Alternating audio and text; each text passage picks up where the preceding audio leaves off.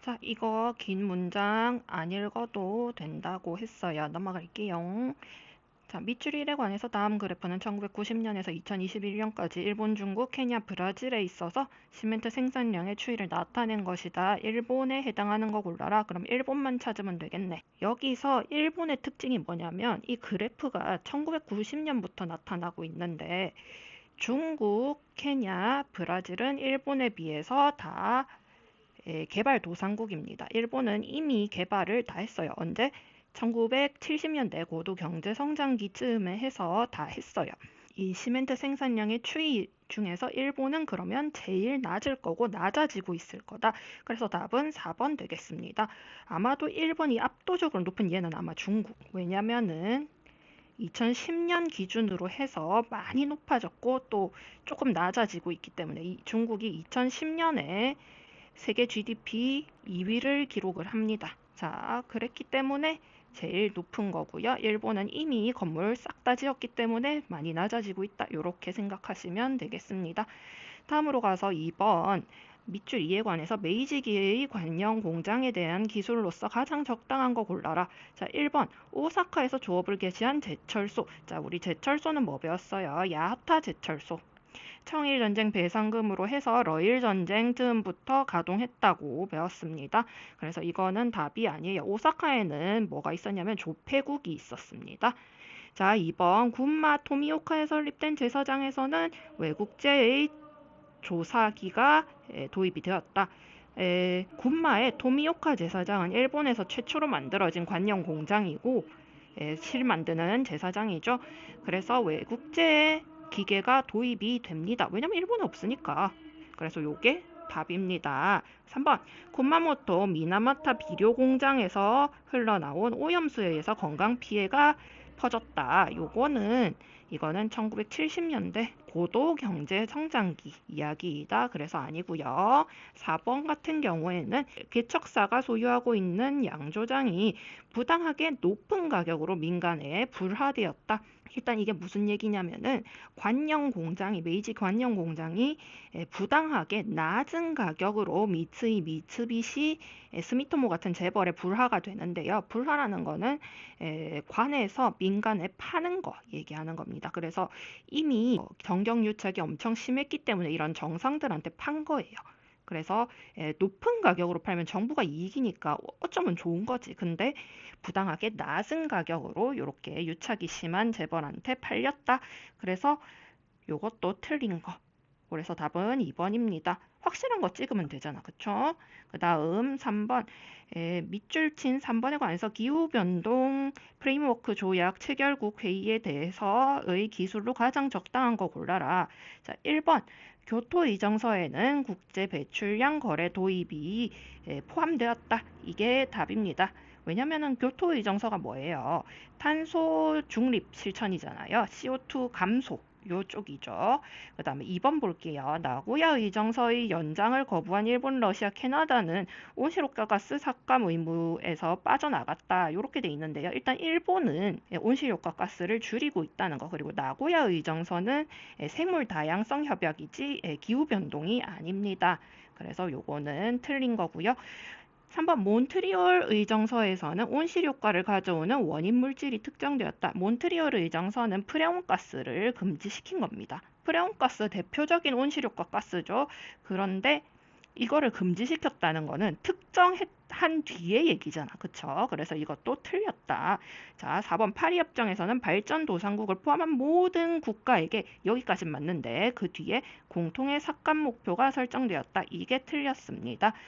파리협정에서는 각국이 실현 가능한 목표치를 스스로 제출하게 했어요. 개도국 발전도상국까지 포함이 된 건 맞아요. 왜냐면은 교토의정서에서 인도나 중국 같은 지금 이산화탄소를 엄청나게 많이 배출하고 있는 나라가 개도국이라는 이유로 빠졌었기 때문에 모든 국가를 포함시킨 거고요. 그렇지만 공통의 삭감 목표를 설정하면은 이게 개도국한테 너무 불리하니까 각국이 실현 가능한 목표치를 스스로 제출을 하게 넘어갈게요. 밑줄 사에 관해서 카르스트 지형이 포함되는 지형도로 가장 적당한 거 골라라.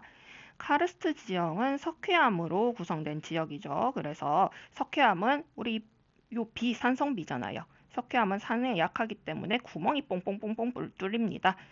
그래서 1번 볼게요. 1번 같은 경우는 뭐예요? 이거 바다 근처죠. 바다 근처에 이거는 리아스식 해안 같습니다. 여기 등고선을 봐도 이렇게 쭉 올라가는 요 등고선밖에 없어요. 그래서 이거는 해안 지형의 리아스식이다. 자, 2번 볼게요. 2번은 이거는 뭐냐면은 이것도 역시 바다 해안 지형이고요. 요렇게 해서 육지랑 요렇게 해서 섬이랑 요렇게 이어져 있잖아요. 요게. 이게 뭐다? 육개사주. 그래서 이것도 해안 지형입니다. 그리고 3번, 4번을 보면 우리가 특이한 게 있는데 등고선 쭉 올라가다가 보면은 요렇게 동그라미 안에 요렇게 90도 선이 요렇게 그어져 있어요. 이게 뭐냐면 저하 등고선이라고 합니다. 낮아지는데 그러니까 이게 없는 곳으로 이렇게 선이 그어졌다면은 높은 쪽이 되게 되는데요. 좁은 게. 왜냐면은 점점 같은 고도로 이렇게 선을 그어서 점점 좁아진다는 거는 거기가 높아진다는 얘기니까. 요 3번, 4번 같은 경우에 나타나는 요런 데에서 이렇게 나타나는 수직 선이 붙어 있는 등고선은 여기가 내려갔다는 얘기입니다. 그래서 3번 보면 울퉁불퉁하죠. 요게 카르스트 지형이고요. 돌리네 지형을 얘기하는 것 같습니다.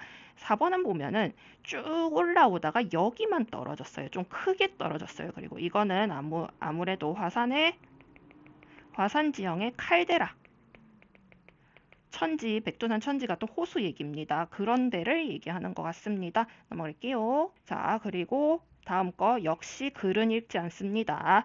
밑줄 1에 관해서 19세기 후반 제국주의의 기술 중의 밑줄 친 지명 혹은 나라 이름이 올바른 거 골라라. 자, 1번 볼게요. 영국은 1875년 수에즈 운하의 주식을 취득은 합니다. 취득은 하는데요. 1880년 튀니지를 보호국화했다.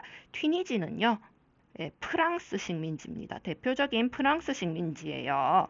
일단 아프리카에 위에 붙어 있는 나라는 프랑스 아닐까라고 생각을 해보면 됩니다. 그래서 튀니지 보면은 여기 볼게요. 여기 요 위에 붙어 있죠. 여기는 프랑스 식민지고요. 위에 붙어 있지만 이집트 같은 경우에는 유명한 영국 식민지죠. 그래서 요렇게 프랑스가 요렇게 횡단 정책을 하고 영국이 요렇게 종단 정책을 해서 수단의 파쇼다에서 부딪힌 게 우리가 배우는 파쇼다 사건입니다. 그 다음 2번. 프랑스는 1887년에 베트남과 캄보디아를 합쳐서 프랑스령 인도차이나 연방을 성립시켰다. 이거는 맞습니다. 베트남, 캄보디아, 라오스 합쳐가지고 프랑스령 인도차이나 연방입니다.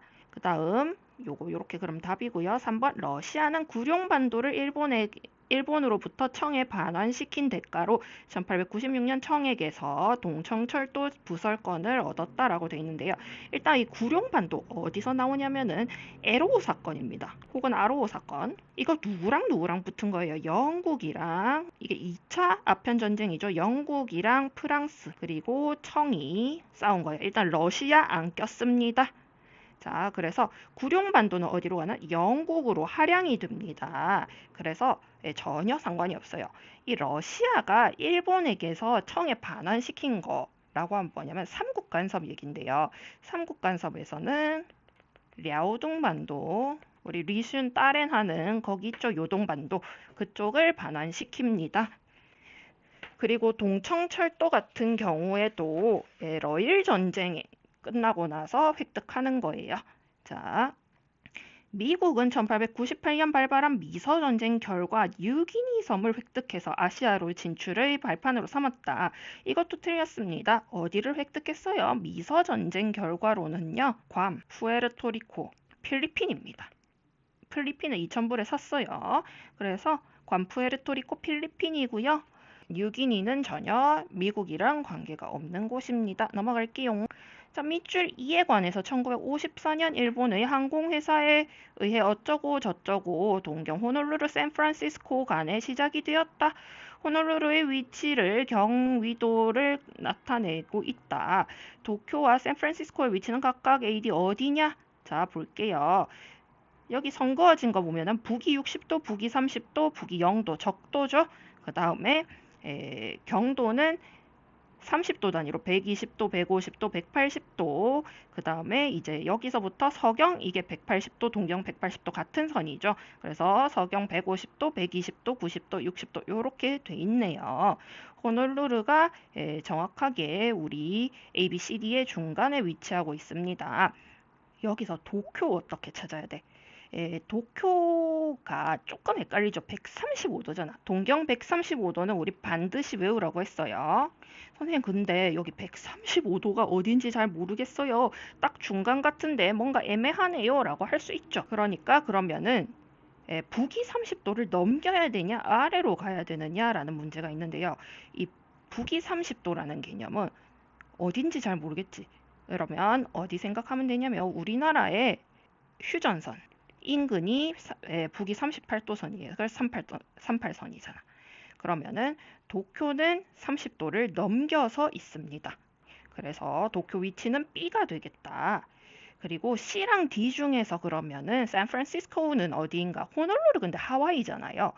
하와이랑 미국 서부 샌프란시스코는 꽤 가깝습니다. 꽤 가까워요. 그래서 C가 되겠고요. 그래서 정답은 3번. D까지 가면요. 이게 꽤 멀어요. 여기가 어디냐면은 미국 동해안이고요. 요 정도 위치면 아마 뉴욕일 겁니다. 뉴욕 시티요. 그래서 이렇게 돼서 답은 3번 넘어갈게요. 자, 밑줄 친 3에 관해서 다음 그래프는 1980년에서 2022년까지 일본, 미국, 한국, 태국에 있어서 자국에서 타국으로의 직접 투자와 타국에서 자국으로의 직접 투자의 대 GDP비의 추이를 나타낸 것이다. 일본에 알맞은 것을 골라라. 자, 일본이 자기 덩치에 비해서 해외 직투를 엄청 많이 한 시기가 있습니다. 언제게? 1985년 프라자 합의부터 1991년 버블 붕괴 직전까지예요. 그때가 앵고였거든요. 앵고였어요, 진짜로. 그래서 해외에 있는 건물 샀다고 얘기를 했습니다. 그러면은 자국에서 타국으로 간 이 굵은 선이 1990년쯤에 쫙 올라가 있는 85년부터 시작해서 90년쯤에 쫙 올라가 있는 이 그래프를 보려면요. 일단 3번, 4번 아니네. 3번, 4번은 보면은 타국에서부터 자국으로의 직투가 늘었죠. 그래서 아니고 1번이냐 2번이냐인데요. 여기 보면 1번은 너무 80년대 중반에 집중이 딱 쭉 돼 있고요. 2번이 85년쯤부터 90년대까지 이렇게 쫙 올라가 있네요. 그래서 2번이 일본인 것 같습니다. 그러면 나머지 나라는 어떻게 찾아야 되느냐? 그냥 우리가 아는 사실만 볼게요. 그러면 1997년이 있습니다. 1997년 뭐예요? 타이 바트와 폭락으로 인한 아시아 통화 위기입니다.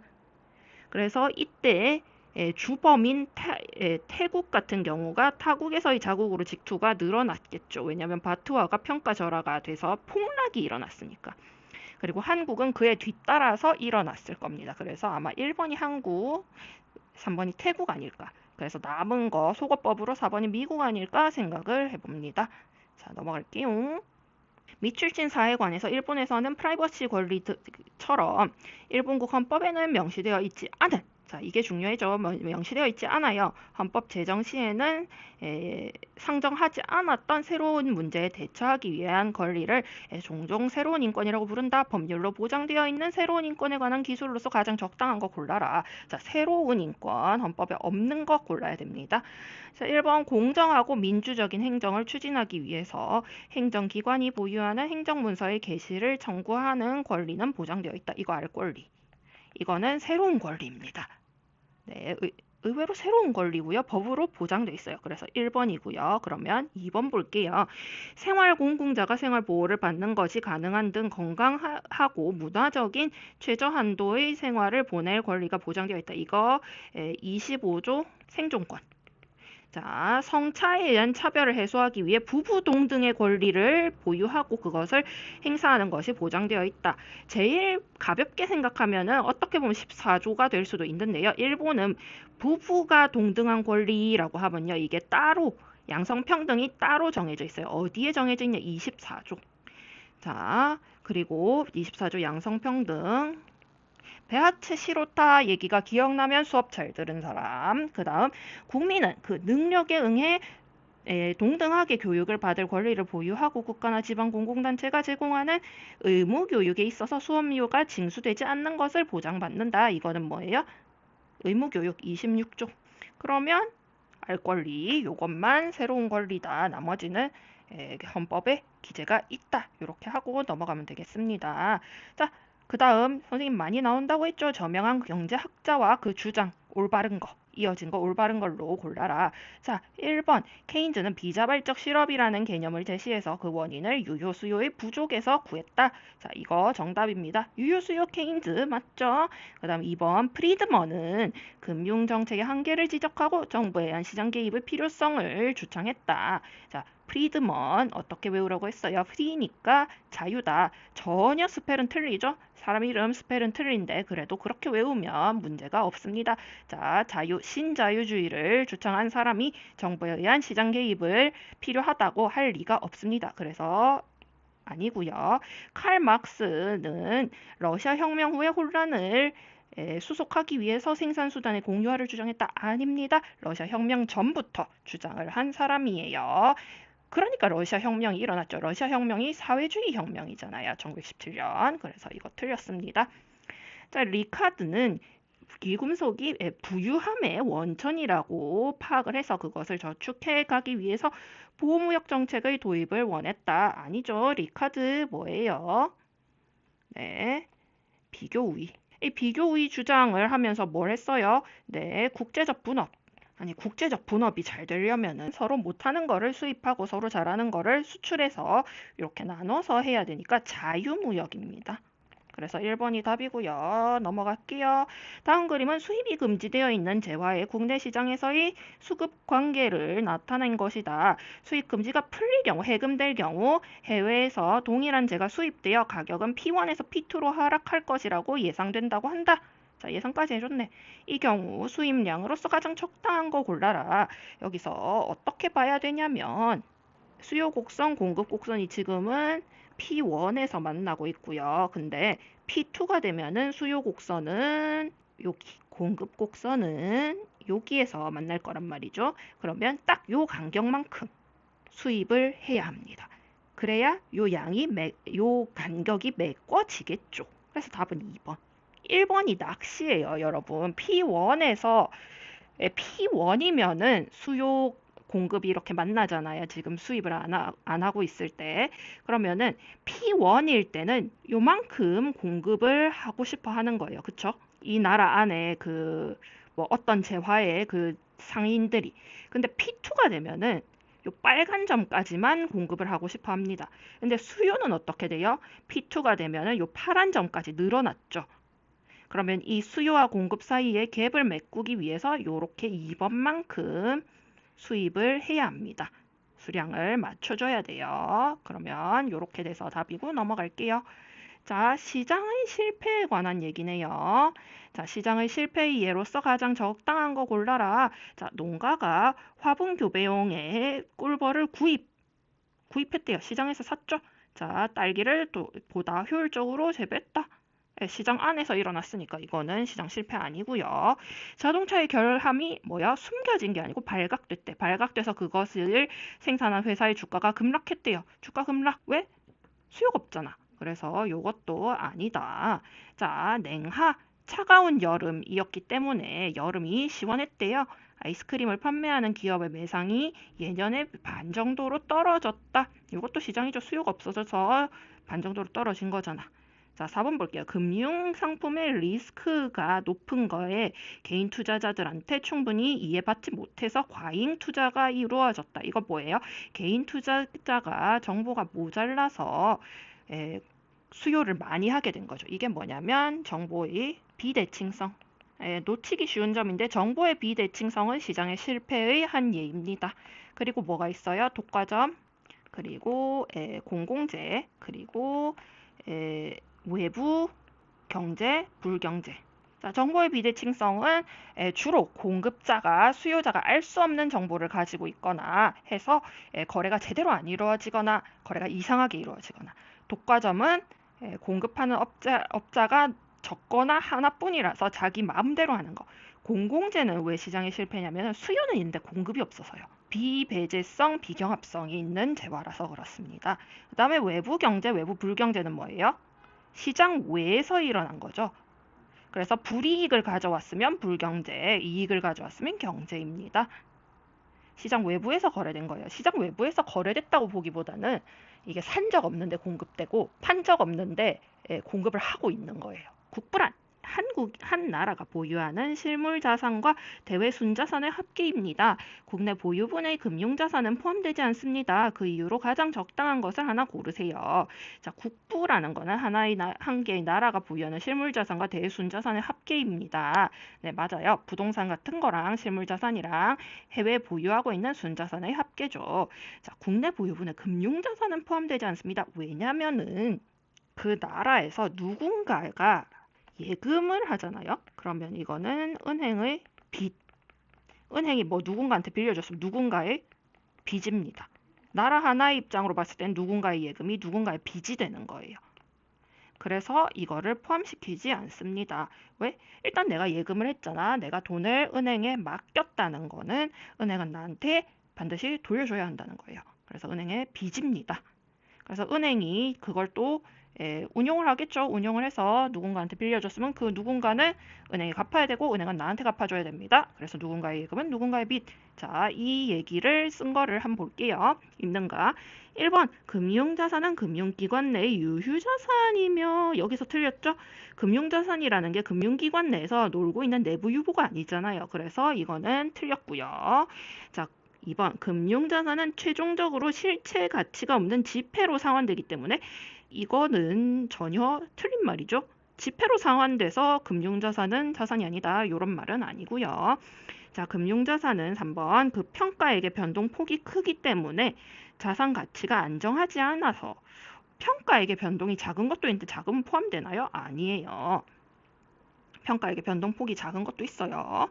자, 4번 금융자산과 동액의 금융부채가 존재해서 나라 전체에서 보면 그게 상쇄되기 때문에 자, 누군가의 예금은 누군가의 빚, 누군가의 금융자산은 누군가의 금융부채다. 그래서 4번이 답입니다. 넘어갈게요. 자, 다음 그래프는 1995년부터 2023년까지 일본의 명목 GDP 성장률, 실질 GDP 성장률, GDP 디플레이터 변화율이다. 그래프 중 A, C의 적합한 것의 조합으로 올바른 것을 고르세요. 일단 A랑 B랑 C랑요. 맨 끝에 보면은 따로 놉니다. 그쵸? 이거 한번 보고요. 우리 GDP 디플레이터 구하는 식을 다시 한번 생각해 볼게요. 자, GDP 디플레이터는 실질분의 명목 곱하기 100D GDP 디플레이터입니다. 그러면 어떻게 되냐? 명목이랑 디플레이터가 같이 놀고요. 실질은 따로 놉니다. 실질이 커지면 디플레이터 줄겠죠? 근데 명목이 커지면 디플레이터 오를 겁니다. 그래서 같이 놀아요. 그래서 C가 요 따로 놀고 있는 요 C가 실질 GDP 성장률일 거예요. 그래서 3번 아니면 1번이라는 얘기가 되는데요. 여기서 명목 GDP 변화율은요. 비슷합니다. 뭐랑 비슷하냐면 실질 플러스 디플레이터. 무슨 얘기냐? 명목의 변화율, 명목 GDP라는 거는 실질 GDP의 디플레이터가 뭐예요? 물가 변화량입니다. 그래서 물가 변환된 거랑 실질이랑 더하면 명목이 나와줘야 돼요. 비슷합니다. 왜냐면 좀 다른 경우도 있기 때문에 비슷하다라고 얘기를 하는 거예요. 그러면은 디플레이터보다 명목이 커지게 되겠네요. 그래서 1번이 답입니다. 요거는 GDP 문제 중에서 좀 어렵게 낸 건데 어떻게 보면은 이렇게 봐도 돼요. 디플레이터는 보정값이거든요. 물가 변화율이고 그거를 명목에 더해가지고 실질을 구해내는 값이에요. 그래서 중간에 오는 경우가 많은 거 이렇게 구해줘도 상관은 없습니다. 언제? 명목이 플러스일 때요. 자, 그러면 다 값이 플러스일 때 중간에 오는 거를 디플레이터라고 봐도 문제는 없습니다. 마이너스 되면 이래저래 변하니까요. 자, 넘어갈게요. 자, 주식에 관한 기술로 가장 적당한 거 골라라. 1번 상장 후에도 추가 주식 발행할 수 있고요. 자금을 조달하는 것이 가능하다. 자, 1번이 답이네요. 여러분 상장 한 번 하면 끝이면은 그 회사 상장을 이루겠죠. 최대한으로 뽑아낼 수 있을 때까지. 그럼 주식 상장하는 의미가 있을까? 많이 줄어듭니다. 자, 주식은 상장 후에도 발행하는 게 가능해요. 단, 뭐다? 주주총회의 승인을 얻어야 됩니다. 자, 2번. 주식을 매각하기 위해서는 주주총회의 승인을 얻을 필요가 있다. 아니죠. 여러분 그냥 바로 스마트폰 켜가지고 앱 켜가지고 판매 누르면 매도 누르면 됩니다. 가지고 있다면요. 그래서 이 경우는 뭐냐면 한명회사의 지분 양도의 경우에 주주총회가 아니라 나머지 지분 가진 사람들의 승인을 얻을 필요가 있어요. 한명, 합자, 합동 다 제한 걸립니다. 그래서 그 얘기를 하는 거라서 주식회사랑은 전혀 관계가 없고요. 그 다음 일정 비율 이상의 주식을 보유하는 주주가 직접 경영에 맡는다. 이럴 필요 없죠. 뭐예요? CEO 고용하면 된다고 했습니다. 어떻게? 주주총회에서 선임을 하면 됩니다. 주주총회에서 주주가 아니라도요. 프로페셔널한 경영자를 고용할 수 있습니다. 주주총회 승인만 하면요. 그래서 이것도 답이 아닙니다. 그리고 4번 주식을 보유하고 있으면 그 출자에게 관계없이 일률 동액의 배당을 받는다. 이러면 너무 불공평하지 않을까요? 주식을 많이 가진 사람도 주식을 적게 가진 사람도 배당을 똑같이 받는다. 그럴 리가 없잖아요. 주식 가짐 수, 주식 수 곱하기 배당금, 주당으로 나와요. 배당금은. 그래서 금액이 내가 받는 배당금이다. 이렇게 됩니다. 그래서 그 출자에게 관계가 정확하게 있고 비례합니다. 15번 중앙은행이 행하는 금융정책으로 가장 적당한 걸 1에서 4번 중에서 골라라. 금융정책 뭐 있어요? 금융정책 공정금리 코대부아이 조작 지급 준비율 조작 그리고 오픈마켓 오퍼레이션이 있죠. 그래서 어떻게 돼요? 호경기에는 공정금리나 지급준비율이나 둘 다 올려요. 자, 불경기에는 둘 다 내립니다. 그리고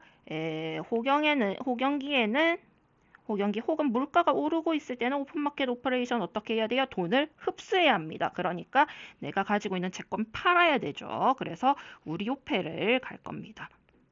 그리고 불경기에는 카이오페 가겠죠. 자, 요렇게 머리에 넣고 우리 문제 풀어볼게요. 호경기에는 시중은행의 대출금리를 내린다, 올린다고 했어요. 그 다음 불경기에는 시중은행으로부터 국채를 사들인다. 이게 답이죠. 국채 사들여서 돈이 시중은행으로 가서 그 돈을 시장에 풀기 위해서. 자, 디플레이션이 계속되고 있을 때 예금 준비율을 올리면 어떻게 돼요? 대출이 힘들게 돼서 돈을 흡수하게 됩니다. 그리고 인플레이션이 진행되고 있을 때 지폐 발행 잔액을 증가시킨다. 지폐 발행 잔액을 증가시키면 시중에서 돈이 많아서 더 인플레이션이 일어나게 됩니다. 그래서 답은 2번이다. 자, 16번 일본의 소비세에 관한 기술로서 가장 적당한 거 하나 골라라. 자, 1번 소비세는 현역 세대에게 세 부담을 집중시키기 쉽다. 자, 이게 헷갈릴 수 있거든요. 처음 듣는 표현인 것 같아서. 근데 무슨 얘기냐? 그럼 현역 세대가 있다고 하면은 과거 세대가 있고 미래 세대가 있을 거예요. 그런데 소비세라는 거는 여러분 10% 뭐 정해진 일정 퍼센트를 계속 부과하는 겁니다. 언제? 네가 물건 살 때요. 그러니까 어느 세대에 집중되진 않아요. 이게 다 똑같이 냅니다. 소비하면요. 이미 노인이 되셨든 지금이 일해서 돈을 벌고 있는 분이든 심지어 돈을 안 벌고 있든요. 돈 안 벌고 있어도 소비하면 소비세 내야 되니까요. 그래서 이거는 아니다. 그 다음 2번 저소득 세대는 소비세가 면제된다. 면제되지 않아요. 이거 오히려 역진성해서 저소득 세대의 부담이 큽니다. 1,000원짜리 사면 100원 세금 내야 되는데 내 월급이 100만 원일 때랑 내 월급이 만 원일 때랑 다르겠죠. 그 퍼센트가요. 차지하는. 그래서 역진성이라고 하는 거고요. 3번 소비세는 소득세와 비교해서 재분배 기능이 강하다. 아니죠. 소득세가 누진과세이기 때문에 소비세보다 재분배 기능이 강합니다. 소비세는 역진성이 강하다라고 했고요. 소비세의 세수는 법인세의 그것과 비교해서 경기에 좌우되기 어렵다. 자, 이게 무슨 얘기냐면은 법인세는요. 비례과세입니다. 누진과세 아니에요. 비례과세입니다. 그래서 기업의 수익이 올라가면은 쭉 올라갈 거고요. 똑같이 비례하니까 내려가면은 쭉 떨어질 겁니다. 그래서 경기에 좌우되기 쉬워요. 그 얘기고요. 소비세는요. 경기가 아무리 좋아도 내가 쌀을 미친 듯이 많이 살 순 없잖아요. 썩으니까. 경기가 안 좋아도 내가 쌀을 끊을 순 없잖아요. 먹어서 살아야 되니까. 그렇게 생각해 보면은 경기에 좌우되기 어렵겠죠. 왜냐면 필요한 소비라는 게 있으니까요. 그래서 4번이 답입니다. 자, 그 다음 17번 볼게요. 17번 다음 표는 어느 나라의 국제수지의 일부이다. 그 나라의 경상수지와 금융수지의 조합으로 올바른 것을 골라라.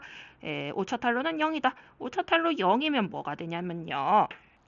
경상 플러스 자본이동 등 수지 마이너스 금융하면은 0이 돼야 되고요. 경상수지엔 뭐가 있어요? 무역, 서비스. 정확하게는 이거 두 개 나뉘어야 되고요. 그 다음에 소득수지가 있죠. 제1차 소득. 자, 무역은 뭐예요? 재화의 이동, 서비스는 서비스의 이동, 서비스 받으면은 내주는 거고. 자, 1차 소득은 뭐예요? 이자나 배당 같은 거. 1차에 그 노동자의 임금도 포함되고요. 2차 소득은 뭐예요? 해외에 주는 그 소비재. 한번 쓰고 없어지는 것들에 대한 원조라고 했습니다. 자본 이전 등은 이제 그걸로 돈 벌 수 있는 거, 항만 같은 시설, 공장 이런 거. 그래서 그런 걸 지어줬을 때 얘기고요. 네. 그래서 경상수지를 구하면은 무역 서비스 수지에다가 제1차 소득 수지에다가 제2차 소득 수지 더하면 되니까 마이너스 100 플러스 200 플러스 20은 120 여기에 자본 이동 등 수지가 마이너스 10이니까 110이죠. 그러면은 요 110만큼 금융이 돼야 되겠다. 그래서 답은 3번. 자, 넘어갈게요. 통화나 그 제도에 관한 기술로서 가장 적당한 거 골라라. 18번이죠. 자, 1번. 일본에는 국제통화로서 1980년대의 한때 세계 최대의 거래고를 뽐냈다. 자, 이거는 달러 얘기입니다.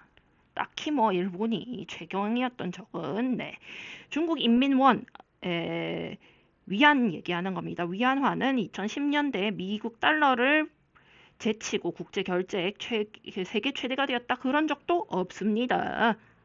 아무리 GDP가 2위라고 해도 미국이랑은 전혀 달러랑 특히 국제 결제 화폐로서의 달러의 기능에 위안화는 미칠 수가 없어요.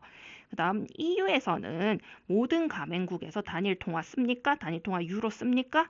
아니죠. 유로 쓰는 나라만 씁니다. 그래서 1번, 2번, 3번 다 아니고요. 4번 브레튼 우드 체제 아래에서는 금과 달러의 교환 비율이 고정되었다. 금 달러 본위제라고 했습니다. 그래서 브레튼 우드 체제는 금 달러가 교환이 고정이 돼 있었고요. 자, 1온스 대략 35달러였고요. 요거에 따라서 각국의 화폐의 가격이 정해지는 고정 환율제였어요. 그래서 4번이 답입니다. 넘어갈게요. 자, 다음 그림은 2021년에 있어서 철광석 복사이트, 은광, 금광의 세계 생산량 및 그 나라의 셰어를 나타낸 것이다. X, Y에 적합한 거 골라라. 딱 보면요. 복사이트나 금광이나는 별 차이 없어요. 그쵸? 그래서 이거 보고 알 수는 잘 없을 겁니다. 그래서 뭘 봐야 되냐? 이거는 여기에 포인트가 있어요. 철광석. 왜냐면은 철광석 세계 1위는 오스트레일리아, 호주입니다. 왜냐면 여기 보면 거의 40% 차지하고 있잖아요. 자, 그러면 보기 볼게요. 1번 중국, 2번 1번이 X가 중국, 2번이 X가 중국이라고 했으니까 우리 호주니까 아니죠. 그 다음 3번 나이지리아. 나이지리아는 산유국. 그래서 지하 자원 중에서 이런 금속류 이런 거보다는요. 광산자원류보다는 산유국입니다. 그래서 이것도 아니고 그러면 4번 호주와 중국이 되겠습니다. 중국 같은 경우에는 철광석 많이 나고는 있는데요. 많이 생산하고 있는데 질이 조금 안 좋다라고 얘기를 했습니다. 자, 다음 볼게요. 다음 그림은 남아메리카 대륙 어떤 도시의 매월 평균 기온과 강수량이다. 자, 기후도 있네요. 이 도시로서 올바른 거 골라라. 자, 여기 이거 헷갈리면 안 되는 게 뭐냐면 남아메리카잖아요. 적도 아래예요. 적도 아래면 이게 겨울입니다. 6, 7, 8월 겨울, 그 다음에 여름이 1월, 11월, 12월일 거다. 그래서 지금 이 기후의 특징은 뭐냐? 기온이 한 25도에서 한 10도 사이 왔다 갔다 하거든요. 이 정도면은 온대입니다. 열대 아니다. 열대는 30도 빵 넘어야 되고요. 온대고 겨울에 비가 적은, 요렇게 강수량 보면 겨울에 비가 적죠? 겨울 비가 적은 겨울 비저금 기후. 온대 소우, 온대 동계 소우였나? 그렇게 표현을 할 거예요, 일본어로는. 그래서 이거는 CWA라고 하는 기후이고요. 보통 있잖아요. 겨울에 비가 적은 거는요, 동해안 쪽에, 이거는 그 찍기 비법. 대부분 대륙의 동해안 쪽이다. 그래서 대륙의 서해안 쪽은 여름에 비가 적은 경우가 많아요. 어디에요? 캘리포니아라든지 지중해성 기후들. 이런 거 보면은 그렇습니다. 온대 겨울 비저금 기후는 동해안이고요. 남아메리카 같은 경우는 밑으로 내려가면 많이 추워요. 그래서 그리고 뭐 초원 기후 이런 것도 많이 퍼져 있어서요. 정답은 4번이고요. 이거 위치 대략 상파울루입니다. 네, 요렇게 하면 되고요. 이 남미 대륙 기후는요. 간혹가다 한번 나오니까요. 아마 작년 1회에 나왔으니까 이번 1회에 또 나오기보단 다음 회에 나오지 않을까라는 생각을 해봅니다. 자, 다음으로 넘어갈게요. 21번. 일본의 혼슈에는 호사마그나라고 불리는 대지 구조가 존재하며 그 서쪽 테두리는 서쪽 끝은 이토이가와 시즈오카 구조선이다. 일본 열도는 지질학적으로 이 구조선을 경계로 동북일본과 서남일본으로 나뉜다. 이토이가와 시즈오카 구조선 부근에 위치하는 도시로 가장 적당한 거 골라라. 여기서 여러분 제일 먼저 빼야 되는 게 3번, 4번이에요. 4번은 동으로 너무 멀어요. 이거 토호쿠지마. 그리고 킨키인, 교토도 너무 서쪽으로 가니까 뺄게요. 그리고 기후현도 너무 서쪽이거든요. 그래서 마츠모토시가 답인데요. 정확하게 지도 선생님이 미리 표시해서 들고 왔어요. 여기 보면은 여기가 후쿠시마, 여기가 교토시, 기후시도 그렇게 안 멀어요. 그래서 일본의 동북일본이랑 서남일본의 중간이잖아요. 그래서 일본을 아예 혼슈를 반으로 대충 나누는 거 부근에 어느 시가 있냐라는 거고요. 대충 어떻게 하면 되냐면요. 후쿠시마시는 여러분 굉장히 잘 알죠. 원자력 발전소 사고 때문에 도쿄보다 오른쪽에 있다. 그 다음에 교토부잖아요. 그래서 교토가 어디 있냐. 그 다음에 기후시, 기후현이 어디 있냐. 이렇게 질문을 한 거예요. 마츠모토시의 위치를 외우라기보다는 현이 어디 있느냐. 요게 이 질문의 포인트입니다. 그래서 일본 지리 대충은 외워야 됩니다. 자, 넘어갈게요. 22번. 다음 표는 프랑스, 네덜란드, 러시아, 스페인의 2020년에 있어서의 농수산물 자급률을 나타냈다. 표 중의 AD에 알맞은 나라의 이름으로 올바른 것을 골라라. 자, 자급률에 100%가 넘어간 뭐예요? 수출을 한다는 거예요. 그리고 100% 아니면 자기가 먹는다는 얘기긴 한데요. 자, 보면은 A국 볼게요. 수출하고 있는 게 뭐가 있을까? 밀, 그 다음에 교카이류, 생선. 자, B 볼게요. B 수출하고 있는 거 밀, 그 다음에 고기류 조금. C 볼게요. C는 뭐 수출하고 있어요? 쌀도 조금 수출하고 있고 야채류, 과일류, 그 다음에 고기. 그 다음 D 볼게요. D는 뭐 수출하고 있어요? 야채 엄청 수출하고 있고 고기 엄청 수출하고 있고 교카이류의 물고기도 꽤 수출하고 있어요. 자, 보면은 이 물고기를 수출을 하려면요. 교카이루를 수출하려면 이거는 바다 연안입니다. 프랑스, 네덜란드, 러시아, 스페인 중에서 바다 안 낀 나라는 없지만요. 바다 연안의 100%고요. 그 다음에 물고기가 잘 잡히는 좋은 수역, 어장을 끼고 있을 겁니다. 그래서 요 두 나라 중에 아마 한 나라가 네덜란드, 연어 먹어야지 우리. 네덜란드 그 북해 쪽에 연어 많잖아요. 그 다음에 러시아일 거다. 러시아에서도 우리 연어 수입 많이 해요. 노르웨이산 연어밖에 모를 것 같지만 많이 하고요. 그 다음에 그러면은 네덜란드, 러시아 빼고 그러면은 BC는 그럼 뭐예요? 프랑스 아니면 스페인이겠네요. 근데 여기서 고기를 더 많이 생산하는 요 나라가 스페인일 겁니다. 왜요? 이베리코 돼지 외우라고 했어요. 유명하죠? 그리고 스페인 같은 경우에는 포도주도 좀 많이 담고 과일류도 많이 담고요. 그 다음에 오렌지 수출이 세계 1위. 캘리포니아산 오렌지가 유명하잖아요. 아니요. 스페인입니다. 자, 그래서 상그리아 같은 그런 네, 성인 되면은 마시겠지만 그런 음료수들도 있어요. 자, 그래서 C가 스페인일 것이다. 그러면 B는 자동적으로 프랑스가 되겠네요. 프랑스 진짜 초원 넓어요. 초원이라는 게 풀밭이 아니고. 그래서 그 마시멜로 있잖아요. 그 건초 이렇게 묶어 놓은 거 비닐로 동그란 실린더 모양으로. 그게 사람 키의 한 2배 정도 됩니다. 그 정도로 커요. 그 정도로 밀을 많이 재배를 합니다. 그래서 B가 프랑스, C가 스페인인 3번. 자, 러시아 같은 경우는 밀을 엄청나게 재배 많이 하고요. 아까 얘기했듯이 물고기도 많이 팝니다. 그리고 네덜란드 같은 경우에는 풍차국이잖아요. 우리 야채, 그러니까 원예 농업 이게 엄청나게 발달 많이 했어요. 그리고 물고기 많이 팔고요. 고기류도 많이 팝니다. 자, 넘어갈게요. 자, 오펙은 국제 석유 자본에 대한 공동 행동을 하기 위해서라고 하고 좋은 말로는 이렇게 하고요. 거의 카르텔처럼 움직인다고 했어요. 1960년에 5개국에 결성되었다. 오펙의 원가맹국에 포함되지 않는 나라를 골라라. 자, 여기서 제일 먼저 빼야 되는 게 뭐냐면 오펙에 중요한 거는 중동 나라를 빼버립니다. 자, 그리고 그럼 자, 헷갈릴 거예요. 브라질이냐 베네수엘라냐. 베네수엘라가 사실은 오펙 원가맹국입니다. 자, 오펙 원가맹국은 이란, 베네수엘라, 사우디아라비아, 쿠웨이트, 그리고 이란 들어갔으니까 이라크. 이렇게 5개국이에요. 브라질은 안 껴 있습니다. 자, 넘어갈게요. 자, 다음 그래프는 일본, 인도, 한국, 중국에 있어서 사망률의 추이를 나타낸 것이다. 그래프 중 A, D에 해당한 나라의 이름의 조합으로 올바른 것을 골라라. 자, 보면은 A 같은 경우에는 쭉 올라만 가고 있고, 자, B 같은 경우에는 부드럽게 잠깐 낮았다 올라가고 있고, C 같은 경우에는 좀 많이 낮아졌다가 B 레벨로 같이 올라갔네요. 2035년에는. 그리고 D 같은 경우에는 쭉 낮아졌다가 이제 2035년쯤 돼서 싹 올라가고 있죠. 그리고 2020년에 보면은 살짝 올라갔어요. 이거는 어떻게 봐야 되냐? 이게 1985년부터잖아요. 1985년부터 2035년까지의 그래프인데요. 이 사망률에 영향을 끼칠 수 있는 게 2가지가 있다고 하면 하나는 노령화, 고령화, 네, 2번째가 여러분이 흔히 생각할 수 있는 의료 발전. 네, 근데 의료는 발전해봤자 한계가 있고요. 사실 더 중요한 거는요. 자, 공중위생.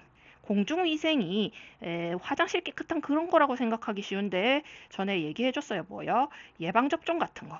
그 다음에 병원 같은 인프라 시설에 늘어나는 것도 여기 공중위생에 들어갑니다. 그래서요, 공중위생이 여기에서 이 중에서 제일 약한 나라가 아무래도 코로나 때 희생자가 많았을 수밖에 없다라고 생각을 하면은 요 D가 인도가 될 거예요. 사실 이걸 묻는 건 아니에요. 왜냐면은 일본이 어딘지만 정확하게 알아도 되긴 하거든요. 일본이냐 중국이냐 A가 이렇게 나눠져 있잖아요. 자, 그러면 A가 일본인 경우 B가 중국이고 A가 중국인 경우 B가 일본이네요. 확실하게 정해져 있네. 그리고 D가 인도일 거라고 선생님이 그랬으니까 그러면 2번 아니면 4번 중에 하나인데 자, A가 사망자율이 85년부터 쭉 늘어납니다.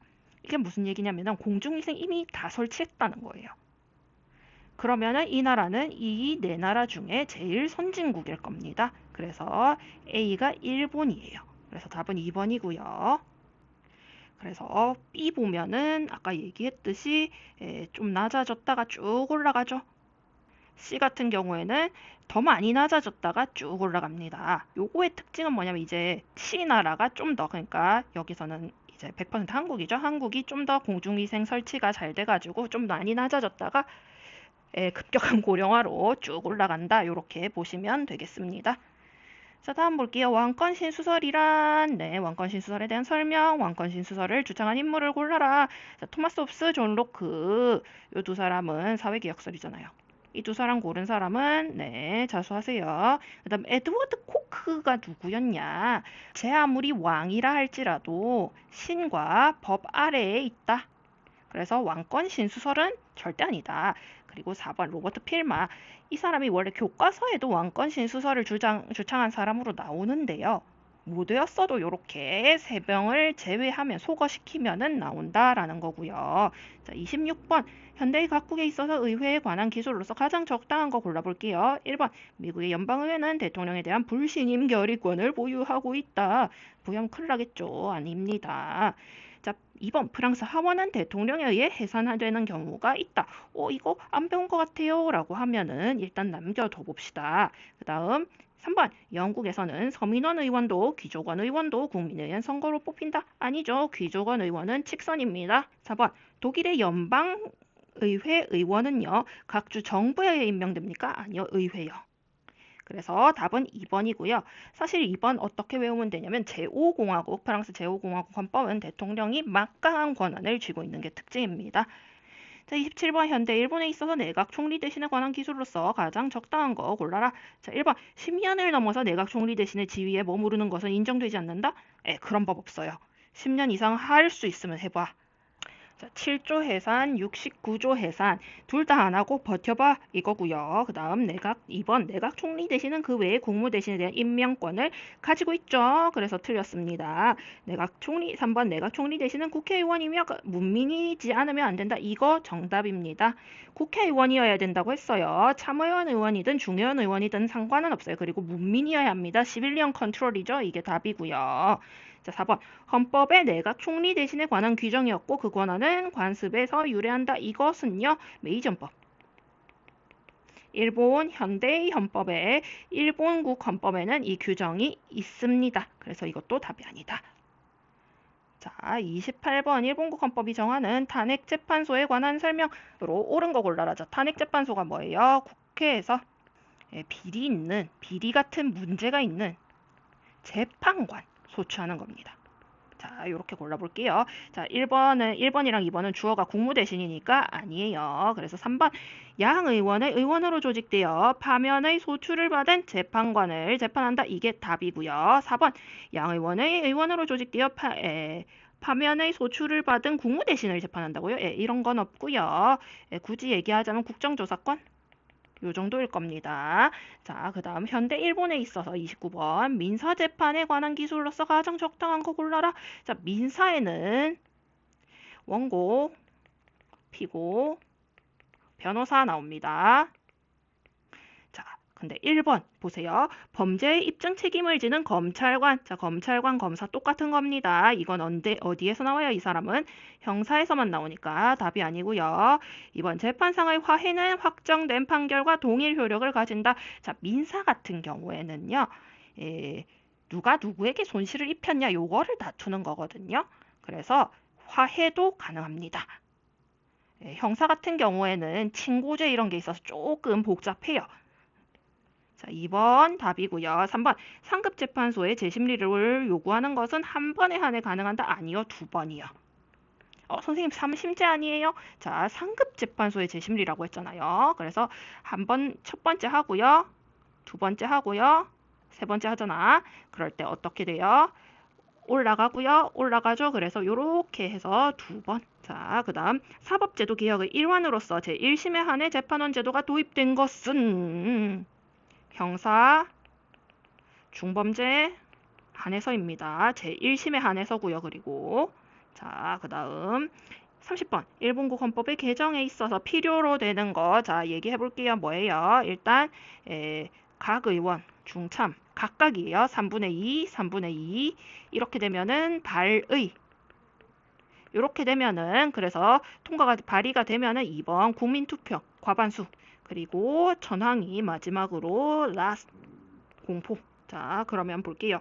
1번 각의에 있어서 개정안의 작성 이거 필요 없고요. 자, 2번 각 의원의 총의원의 과반수라서 틀렸고요. 3번 국민투표에 있어서 과반수 찬성 이거 맞죠. 그 다음 최재가 여기서 왜 나옵니까? 틀렸죠? 자, 31번 일본국 헌법에 있어서 공공의 복지에 반하지 않는 경우의 조건 아래 보장되는 거 뭐예요? 재산권. 이거 몇 번 강조했는데 자, 이렇게 돼 있는 구체적인 권리로서 가장 적당한 거 고르래요. 자, 보세요. 1번 신교의 자유 정신이죠. 정신의 자유. 2번 사상 및 양심도 정신이죠. 정신의 자유. 자, 거주 이동 및 3번 직업 선택의 자유 이거 재산권입니다.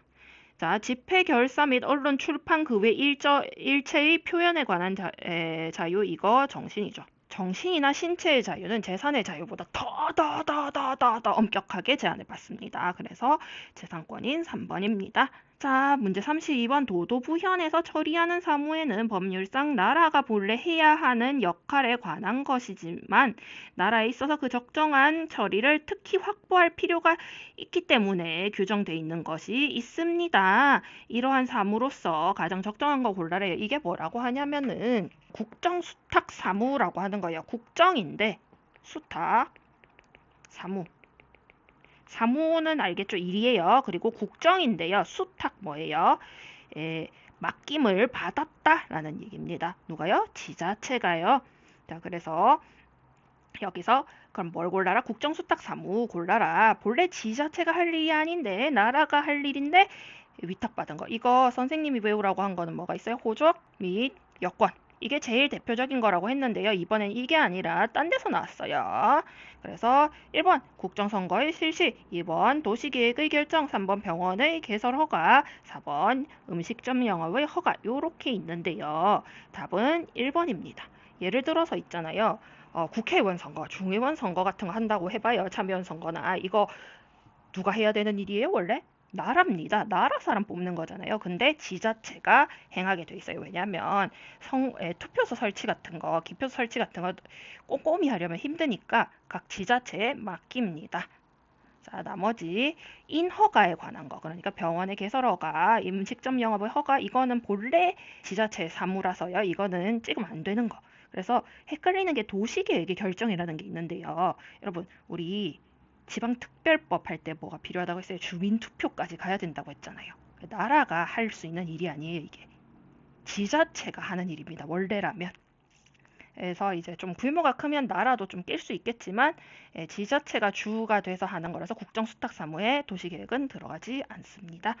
자, 33번 볼게요. UN의 주요 기관에 관한 설명으로 가장 적당한 거 골라보래요. 자, 1번 총회는 가맹국의 과반수의 청구에 의해 개최되는 통상총회와 평화를 위한 결의에 기초하는 특별총회가 있다.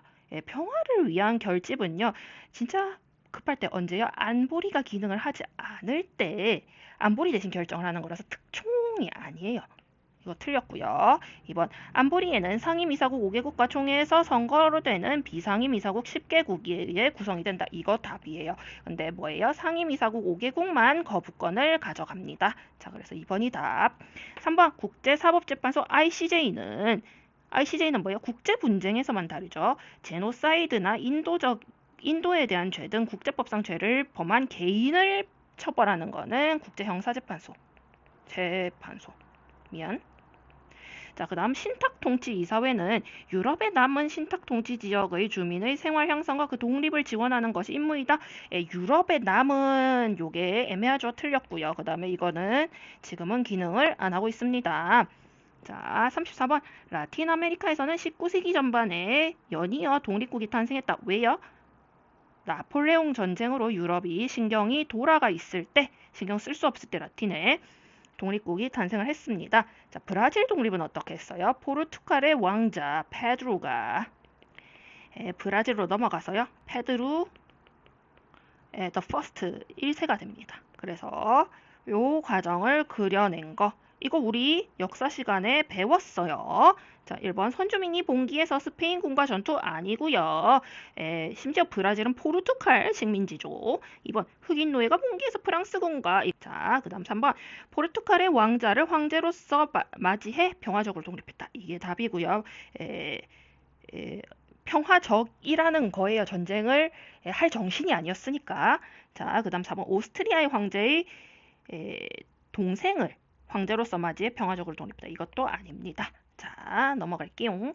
자, 35번 1848년에서 1849년에 걸쳐 유럽 각지에서 각국의 봄이라고 불리는 자유주의적 개혁 운동과 내셔널리즘이 고향이 보였다. 자, 이건 뭐예요?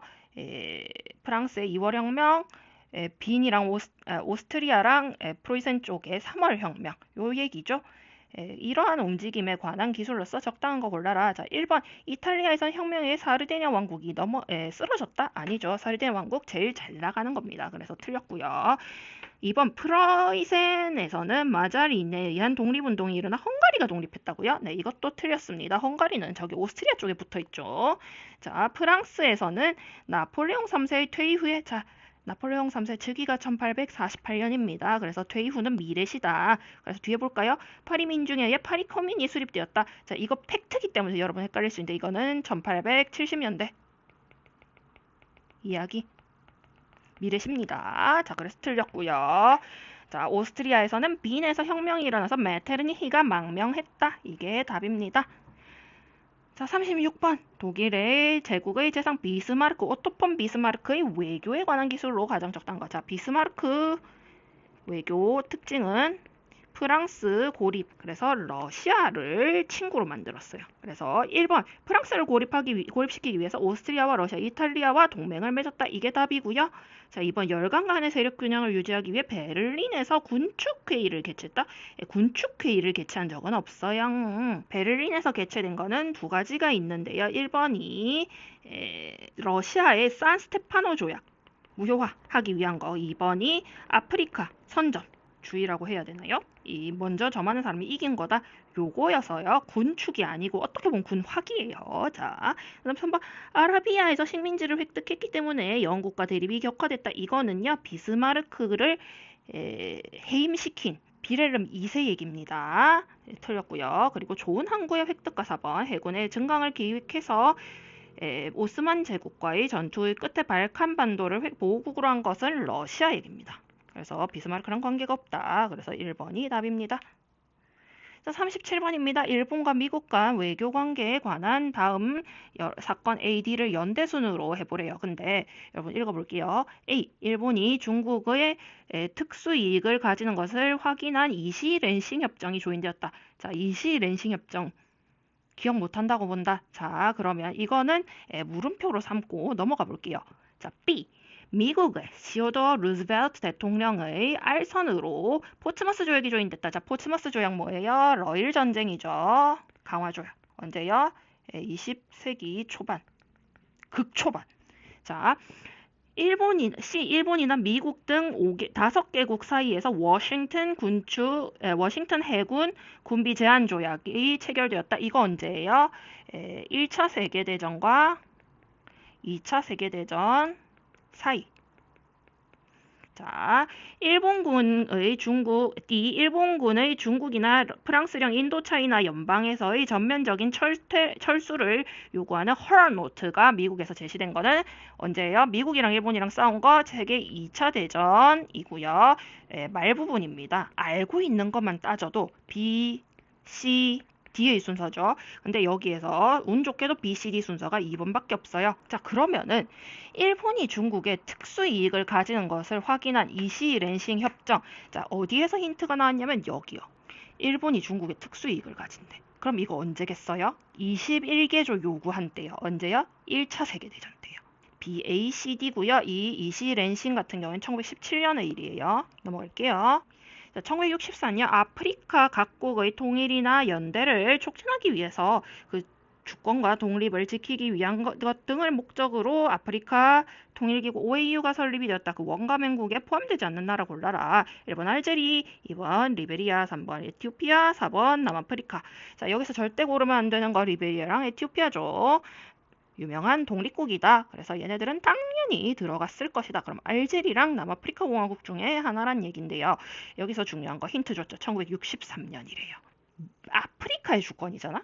아프리카의 주권이면은 뭐냐면 범아프리카주의. 이런 거 할 때 중요한 게 뭐냐면 범니그로주의. 이게 무슨 뜻이에요? 피부 까만 분들의 아프리카 선조인 분들의 주권이라든지 이런 거를 보호하는 거예요. 근데 이때 남아프리카 공화국 뭐하고 있었어요? 아파르테이트. 언제까지? 1994년까지 넬슨 만델라 대통령 이 대통령에 오르실 때까지 열심히 아파르테이트 뭐라고 했어요? 흑인 전용 화장실, 백인 전용 식당 이런 거라고 했어요. 그 흑인과 백인을 철저하게 구분하는 이런 주의를 한 사람들이 OAU에 받아들여졌을까요? 아니겠죠. 그러면 알제리는 왜 헷갈려요, 선생님? 알제리 아프리카 나라잖아요 라고 하는 사람들 있을 텐데요. 왜냐면은 조금 더 공부했으면 헷갈릴 수 있어. 왜냐면은 알제리가 1962년에서야 독립을 합니다. 어디에서? 프랑스에서. 그래서 약간 헷갈릴 수 있어. 아, 프랑스 식민지라서 OAU 아니지 않을까? 근데 전혀 아니고요. 이거는 뭐예요? 아파르트헤이트를 압니까? OAU를 압니까? 라고 물어보는 문제였어요. 그래서 답은 4번입니다.